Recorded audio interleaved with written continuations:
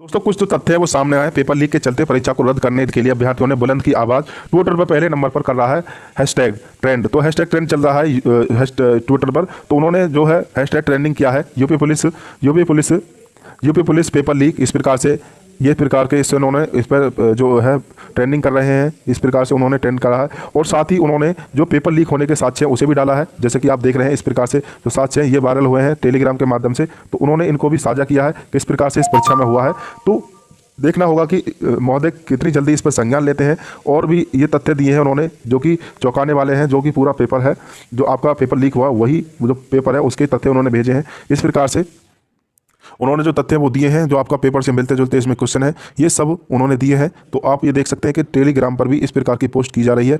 और देखना होगा कि महोदय इस पर संज्ञान लेते हैं या इस क्या कार्रवाई होती है। और जो ये प्रश्न पत्र के जो उत्तर हैं ये भी वायरल किए गए हैं। आपके प्रश्न पत्र के सभी उत्तर इसमें भेजे गए हैं। तो ये उत्तर हैं जो आपका पेपर लीक है उसके। तो इस प्रकार के जो साक्ष्य हैं वो भेजे गए हैं महोदय सीएम योगी महोदय के लिए। उनके लिए ट्रेंड किया गया कि ये सब कुछ वायरल हुए हैं और ये जो पेपर है ये लीक हुआ है।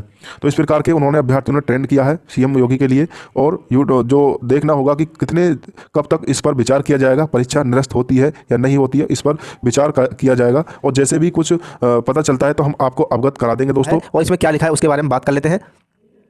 दोस्तों आपके लिए बहुत छोटा छोटा नजर आ रहा होगा, लेकिन आप जो हम बोल रहे हैं उसे आप आसानी से सुन करके जान सकोगे कि हाँ इसमें क्या लिखा है। तो दोस्तों बात कर लेते हैं सेवा में श्री योगी आदित्यनाथ मुख्यमंत्री उत्तर प्रदेश लखनऊ, उनके लिए यह लेटर लिखा गया है।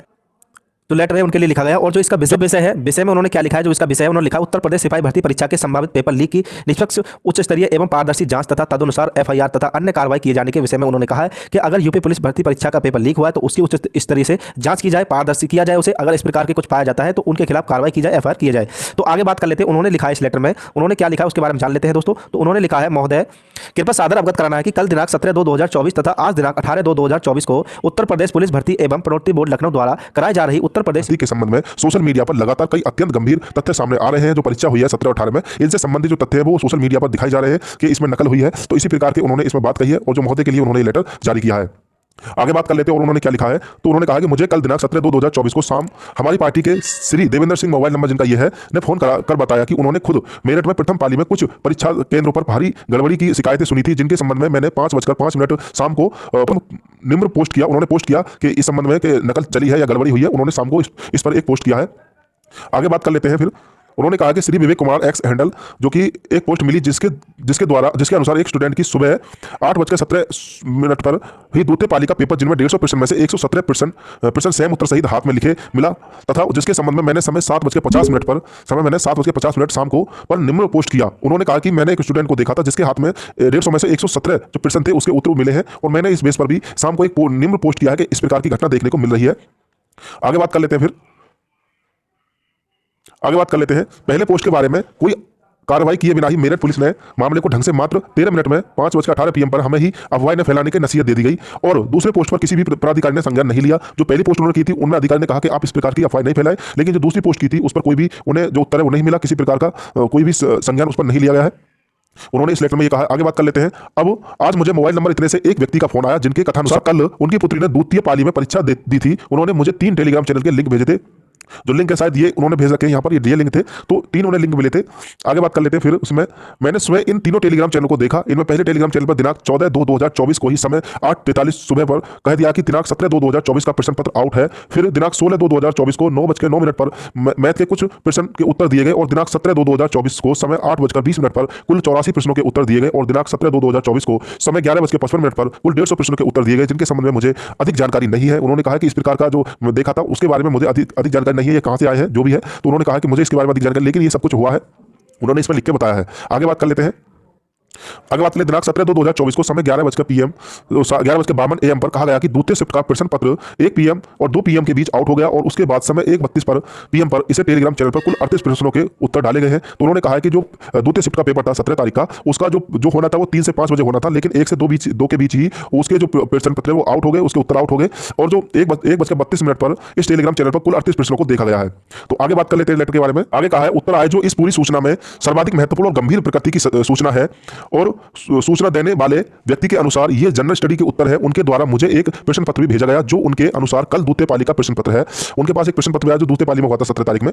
मैंने उसमें जनरल स्टडी के प्रश्नों के उत्तर इस टेलीग्राम चैनल पर भेजे गए उत्तर से मिलाया तो नई दिल्ली गृह मंत्रालय भारत रत्न 26 नवंबर दही मुंशी प्रेमचंद मिश्रित अर्थव्यवस्था डीजी लाकर सर मथुरा तेलंगाना नीलगिरी श्रृंखला Nandanlal Bose Chandragupta Narendra Modi France group of 20 Maharashtra mission Shakti यानी कि कुल 19 प्रश्नों के उत्तर पूरी तरह उस कथित प्रश्न पत्र के दिखे जो वास्तव में अत्यंत अचंभित करने वाला है। तो उन्होंने कहा कि मैंने जो मिलान किया था तो जो उन्होंने उत्तर दिए इस प्रकार के जो उत्तर है उन्हें उसमें देखने को मिले थे जो कि अत्यंत अचंभित करने वाला ये काम है कि ये कैसे लीक हो गए, सभी प्रश्न क्यों मिल रहे हैं। तो ये बहुत ही अचंभित वाली बात है कि ये सभी क्वेश्चन कैसे लीक हो गए और पेपर में ही ये सब कुछ आए हैं।